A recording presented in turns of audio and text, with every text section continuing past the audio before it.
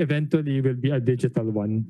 However, Chua clarifies that even with the release of the national ID, Filipinos are still required to get separate IDs like driver's license and passport, but these will all be linked to a single national ID. NEDA also asked for 11.17 billion pesos for their 2021 budget. The agency explained that 8.5 billion pesos of the proposed budget is aimed to fund PSA's various programs, including the national ID system. Reporting for News 5, Mean Los Baños, we are One News. Malacanang says it could only respect the decision of the Office of the Ombudsman to restrict public access to official statements of assets, liabilities, and net worth, or their SALNs. Palace spokesman Harry Roque noted that the Ombudsman knows what it's doing. It is the constitutional body tasked to promote accountability among public officials. The move by the Ombudsman has raised concerns on transparency among government officials, whose SALNs provide basis for lifestyle checks and evidence for investigations. President Duterte has yet to release to the public his 2018 and 2019 SALNs. The palace says the documents have been filed. We respect po the constitutional prerogative of a constitutional body such as the Ombudsman. We will leave the matter to the Ombudsman.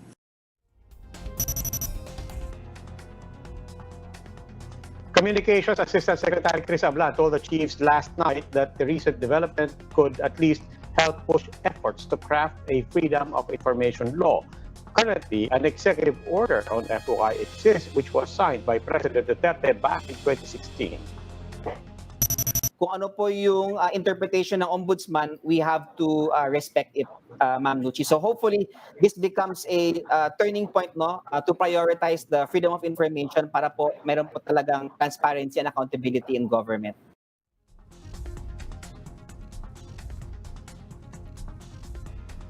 The COVID pandemic is taking its toll even on the country's wealthiest individuals.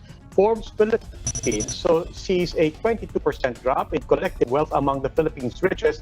The C sibling took the biggest hit as store closures affected SM supermalls, but they did manage to retain the top spot with $13.9 billion in net worth. Property developer Manny Villar also took a hit, but still ranks number 2 with $5 billion. Villar is followed by Enrique Razon Jr., who recently took over Manila Water and is now up by 1 spot. This despite losing roughly $800 million in value, resulting to a net worth of $4.3 billion.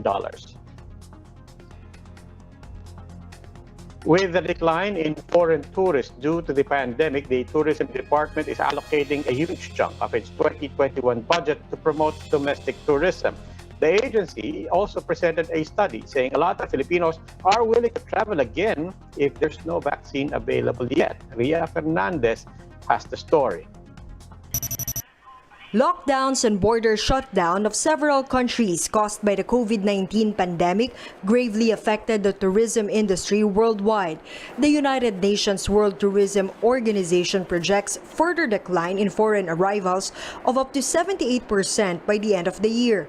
This would mean 1 billion less in the number of international tourists and millions of people losing their jobs. This is why the Department of Tourism is inclined to boost domestic travel. During their budget briefing at the lower house, DOT officials underscored their strategy's potential in helping the industry recover from pandemic. The agency explained that local tourism contributed largely to 12.9% of the gross domestic product in 2019. That's why DOT allocated a huge chunk of its proposed 3.8 billion peso budget for 2021 to domestic promotion. For 2020, I still have a remaining 500 plus million that will be spent for to aid the reopening of tourism circuits, and also for the promotion of safe travels, to communicate what our protocols and measures are when traveling. So this is in partnership with the Tourism Promotions Board.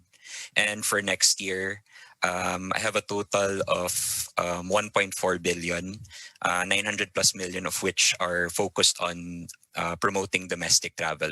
Tourism Secretary Bernadette Puyat stressed the importance of shifting their branding on the health and safety of travelers. She added that their budget proposal is still the same as last year relatively. Results of their own study also revealed that 77% of respondents are willing to travel even without a vaccine, while 48 of which want to be on a trip in 6 months from the lifting of travel restrictions. Smaller group travel will be preferred with more customized travel experience, with the preference for reduced contact. Outdoor or private activities inspire the greatest sense of safety for travelers. Beach holidays, road trips, and hotel stays are top picks once restrictions are lifted. Besides domestic tourism promotion, the Tourism Department also aims to train and assist displaced tourism workers. The agency still vowed to boost their tourism abroad to keep its presence among foreigners. For News 5, Ria Fernandez, We Are One News.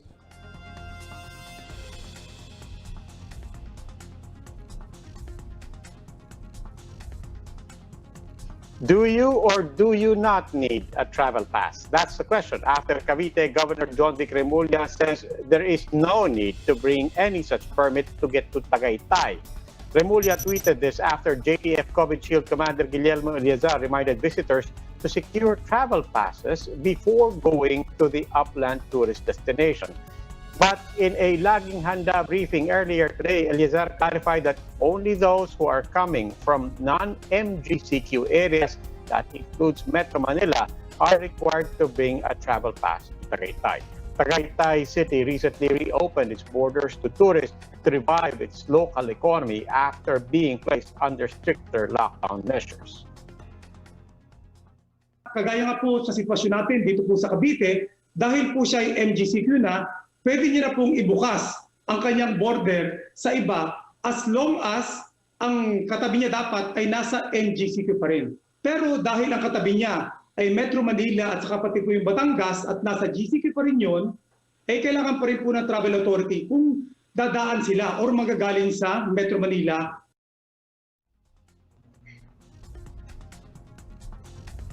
The Food and Drug Administration is flagging liver spread brand Reno after it says it failed to secure a certificate of product registration.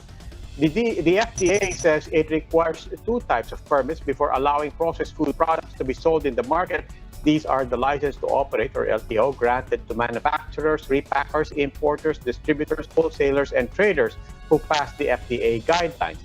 The other one is the Certificate of Product Registration, or CPR, which is given to products that have passed the safety and quality standards set by the agency. The Bureau of Customs is now checking on importers who are shipping in the product. The city government of San Juan has set up modified bicycle and motorcycle lanes to ensure the safety of cyclists and riders. The modified bicycle and motorcycle lanes are placed along a portion of Ortigas Avenue. A speed limit of 25 kilometers per hour is being enforced for e-scooters and bicycles. Reflectorized bollards were installed along the bike lanes to protect bikers from private vehicles and trucks that ply the city streets. The motorcycle lane is set up adjacent to the bicycle lane. Apart from this, bike patrollers equipped with body cameras will be deployed by the city government to enforce the city's new normal ordinances like the anti-spitting rule and wearing of protective equipment. More stories when we return after this short break. Please stay with us.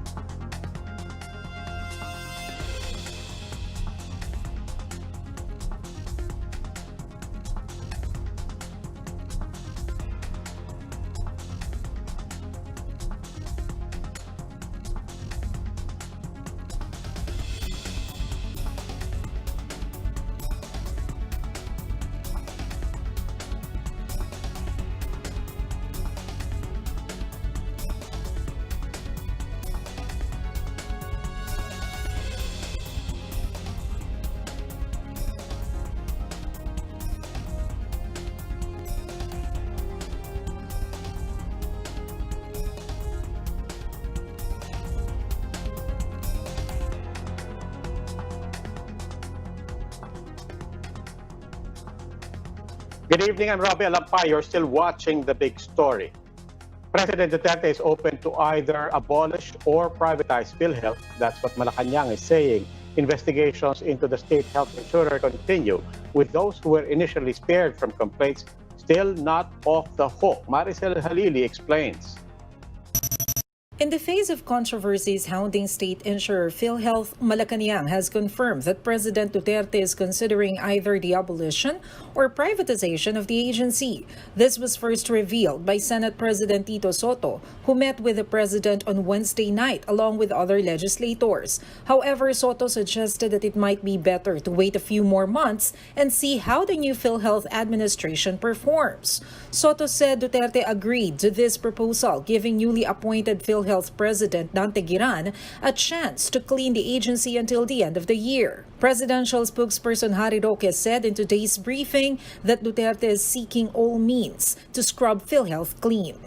The president wants to clean up PhilHealth, and that is why the deadline given to Attorney Giran is to enable him, or a deadline to clean up the organization.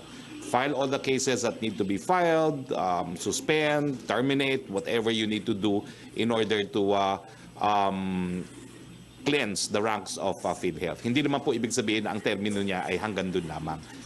Malacanang also agreed with the bill being pushed by Soto that will transfer the PhilHealth Board chairmanship to the Department of Finance chief instead of the health secretary. It makes sense because it should be run as an insurance company, although there is huge of a difference also between an ordinary insurance company and PhilHealth because as author of the Universal Healthcare Law, hindi dependent ang PhilHealth sa contributions ng members. Kapag magkukulang, talagang tutustusan ng gobyerno. Earlier this week, the task force on PhilHealth led by the Justice Department submitted its initial findings to the President. Part of their recommendation is to file administrative and criminal charges against former PhilHealth President and CEO Ricardo Morales, who was on medical leave due to lymphoma.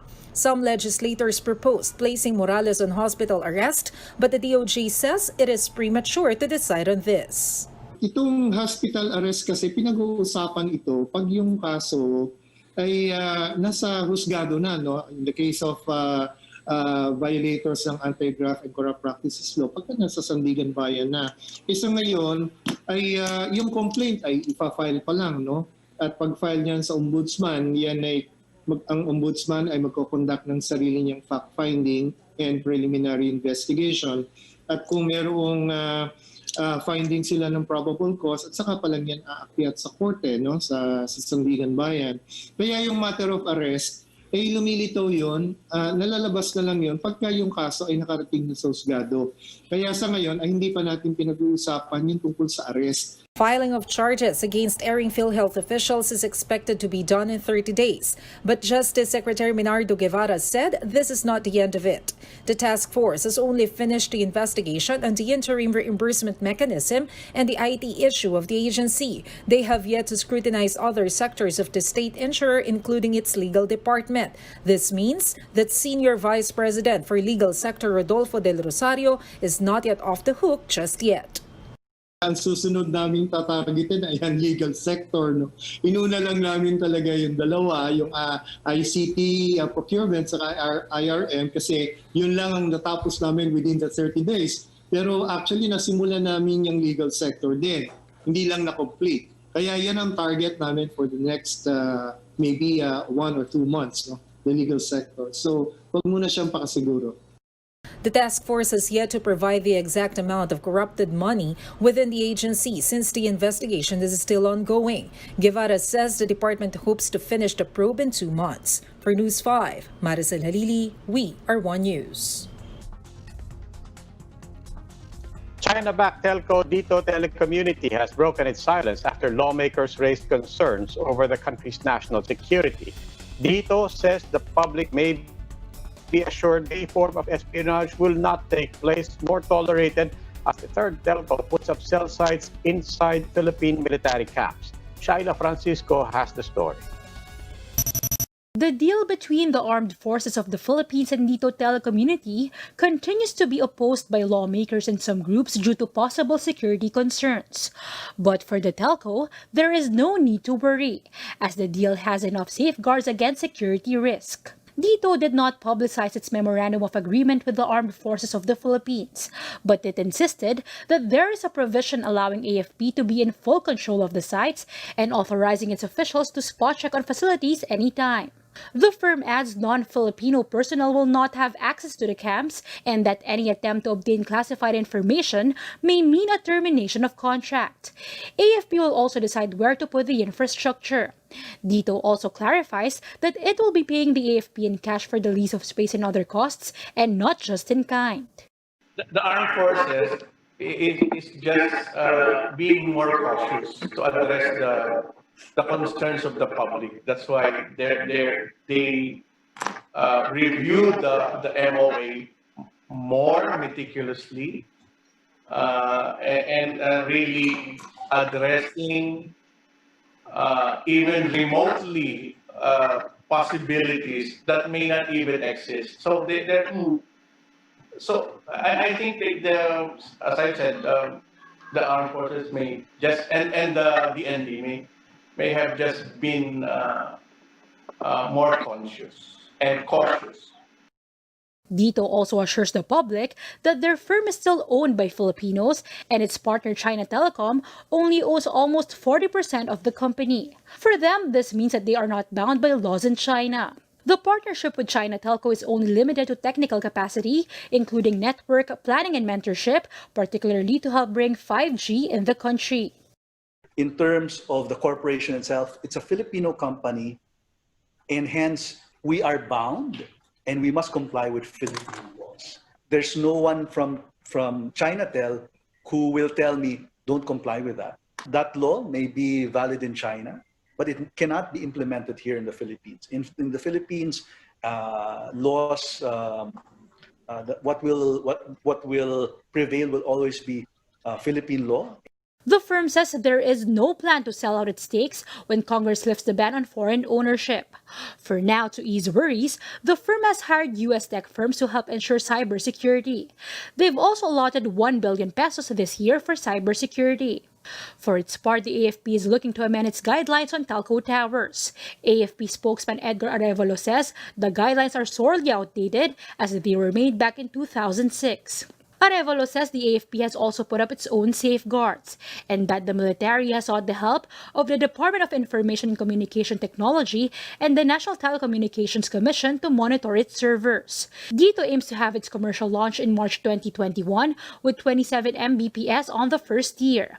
Aside from the AFP, they are also looking to partner with more government firms.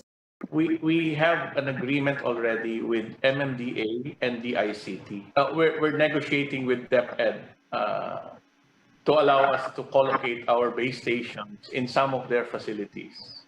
We're hoping, as I said, for DepEd, we're hoping that this is a mutual opportunity because while we would be able to provide coverage to areas that would need it, DepEd, on the other hand, would be able to have immediate connection.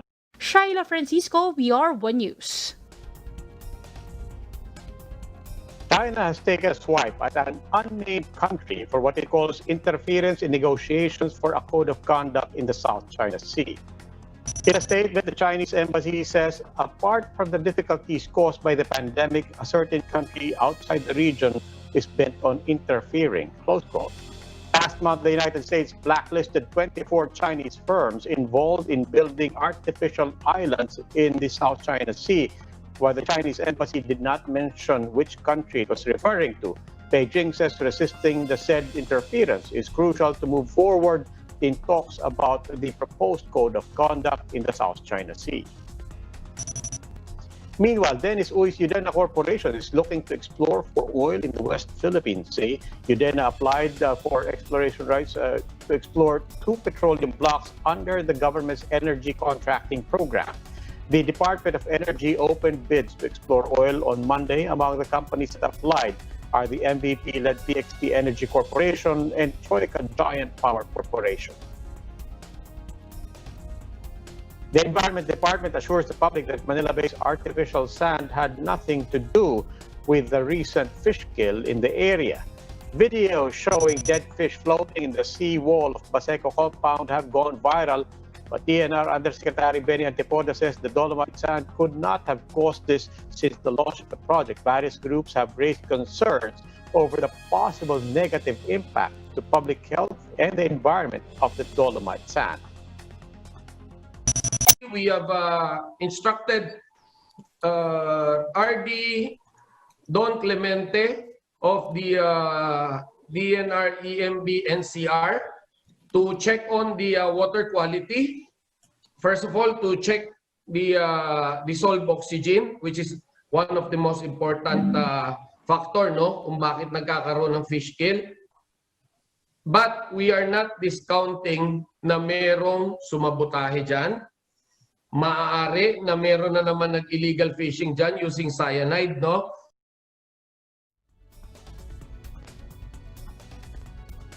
Farm gate prices of palay have been dropping. This comes a month before harvest season and as imported rice continues to flood the market.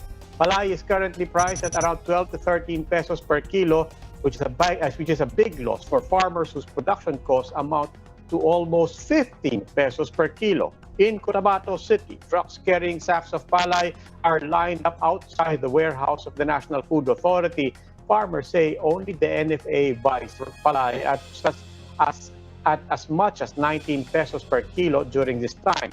The Samahang Industriya ng Agrikultura is warning this could get even lower come harvest season, but the NFA assures it will buy as much local produce as it can despite warehouse limitations. Kung maubusan kami, the Department of Finance is supporting us through our credit lines na hindi pa nga namin nagagamit.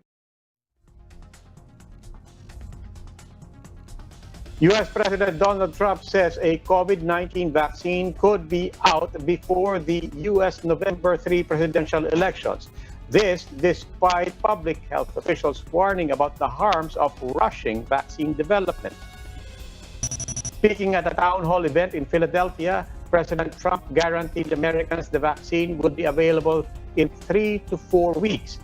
He denied downplaying the threat of COVID-19. He says he even upplayed his action in response to the pandemic. The U.S. is currently the epicenter of the pandemic with more than 6 million COVID-19 cases. That is roughly 1/5 of the global tally that is now nearing 30 million. We're very close to having a vaccine. If you want to know the truth, the previous administration would have taken perhaps years to have a vaccine because of the FDA and all the approvals, and we're within weeks of getting it. You know, could be 3 weeks, 4 weeks.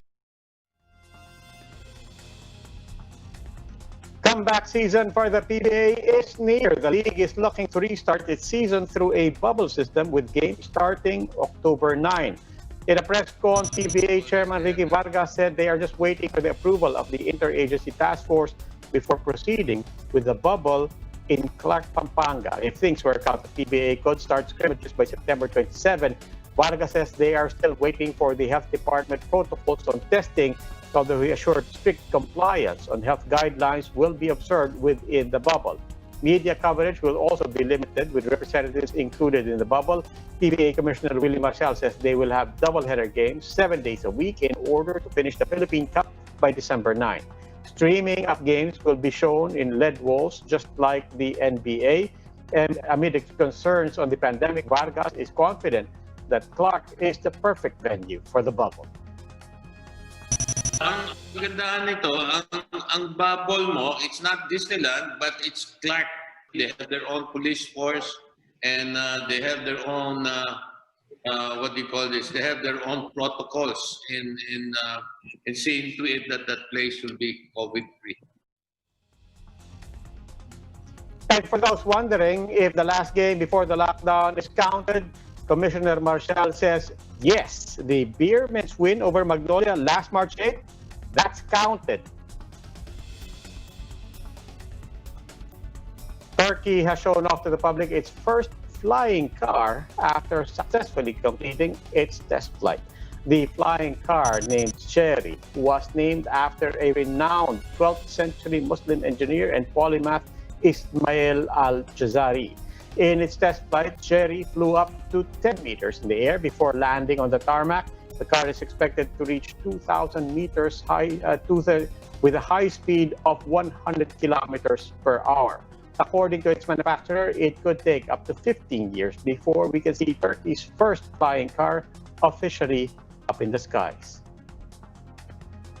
And that wraps up today's big story. Catch us again tomorrow, 8 p.m. on Signal Channels 8 and 250. Please like our Facebook page, One News. For more in-depth analysis, visit our webpage, onenews.ph. I'm Robbie Alampay. We are One News. Good evening.